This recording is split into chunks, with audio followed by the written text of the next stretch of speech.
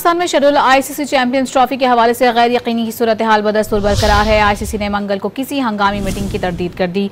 जरा के मुताबिक चैंपियंस ट्रॉफी के हवाले से पाकिस्तान और भारतीय क्रिकेट बोर्ड के दरमियान डेडलॉक बरकरार है। मामले पर रवा हफ्ते किसी बड़ी अपडेट का इम्कान खारिज इम्कान नहीं। जराए के मुताबिक आईसीसी, पीसीबी और बीसीसीआई के दरमियान खुफिया राबते जारी हैं और किसी मंतकी हल तक पहुंचने से कबल कोई फरीक किसी किस्म को कोई बयान मीडिया को नहीं देगा। पाकिस्तान में शेड्यूल आईसीसी चैंपियंस ट्रॉफी के हवाले से गैर यकीनी की सूरत हाल बदस्तूर बरकरार है। आईसीसी ने मंगल को किसी हंगामी मीटिंग की तरदीद कर दी।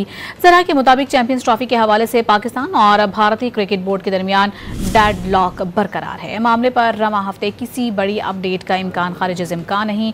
जराए के मुताबिक आईसीसी, पीसीबी और बीसीसीआई के दरमियान खुफिया राबते जारी हैं और किसी मंतकी हल तक पहुंचने से कबल कोई फरीक किसी किस्म को कोई बयान मीडिया को नहीं देगा।